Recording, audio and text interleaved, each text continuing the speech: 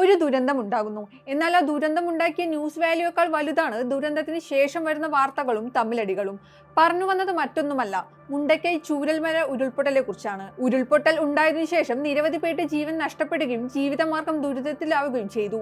അതിനുശേഷം വിവാദമായത് കേന്ദ്രത്തിന്റെ സഹായത്തെക്കുറിച്ചുള്ള വാർത്തകളായിരുന്നു. എന്നാൽ ഇപ്പോൾ വരുന്നത് മുണ്ടക്കൈ ചൂരൽമല ഉരുൾപൊട്ടൽ ദുരന്തബാധിതരുടെ പുനരധിവാസത്തിനായി തയ്യാറാക്കിയ ഗുണഭോക്താക്കളുടെ ആദ്യക്കാരുടെ പട്ടികയെക്കുറിച്ചുള്ളതാണ്. പട്ടികയിൽ പാകപ്പിഴയെന്ന ആരോപണത്തോട് പ്രതികരിക്കുകയാണ് മന്ത്രി കെ രാജൻ. മന്ത്രിയുടെ ഓഫീസ് പട്ടിക കണ്ടില്ലെന്നും കാണേണ്ട കാര്യമില്ലെന്നും കെ രാജൻ വ്യക്തമാക്കി. അഭിപ്രായങ്ങൾ കേട്ട ശേഷം ശരിയായ നിലപാട് സർക്കാർ സ്വീകരിക്കും. DDMA കണ്ടിട്ടുള്ള ലിസ്റ്റാണ് ഇപ്പോൾ ജനങ്ങൾക്ക് മുൻപിൽ അവതരിപ്പിച്ചത്. 2 ഫേസിലും ഉൾപ്പെടുന്നവർക്ക് ഒരുമിച്ച് താമസം ആരംഭിക്കാനുള്ള നടപടികളാണ് സർക്കാർ എടുക്കുക. ആശങ്ക വേണ്ടെന്നും മന്ത്രി പറഞ്ഞു. പുനരധിവാസ നടപടിയിൽ ഒരാളെയും ഒഴിവാക്കില്ല. എല്ലാവരെയും ഉൾപ്പെടുത്തിയിട്ടുള്ള പട്ടികയാണ് അവസാനമായി ഉണ്ടാവുക. പരാതികൾ കേട്ട ശേഷമുള്ള പുതിയ ലിസ്റ്റ് DDMA തന്നെ പുറത്തുവിടും. അതിലും പരാതി ഉണ്ടെങ്കിൽ സർക്കാർ ഇടപെടും. ഉദ്യോഗസ്ഥ തല വീഴ്ചയുണ്ടോ എന്ന് പരിശോധിക്കും.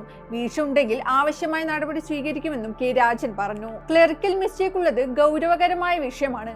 ജില്ലാ കളക്ടറോട് വിശദീകരണം തേടിയിട്ടുണ്ടെന്നും അദ്ദേഹം കൂട്ടിച്ചേർത്തു. ഉരുൾപൊട്ടൽ പുനരധിവാസത്തിനായുള്ള ടൗൺഷിപ്പ് ഗുണഭോക്താക്കളുടെ ആദ്യക്കാരുടെ പട്ടികയിൽ പാകപ്പിഴയെന്ന് ചൂണ്ടിക്കാട്ടി കഴിഞ്ഞ ദിവസം പ്രതിഷേധം ഉയർന്നിരുന്നു. മേപ്പാടി ഗ്രാമപഞ്ചായത്ത് ഓഫീസിലാണ് പ്രതിഷേധമുണ്ടായത്. ജനകീയ ആക്ഷൻ കമ്മിറ്റിയുടെ നേതൃത്വത്തിൽ മുണ്ടക്കൈ 11ാം വാർഡിലെ ദുരന്തബാധിതരാണ് പ്രതിഷേധവുമായി എത്തിയത്.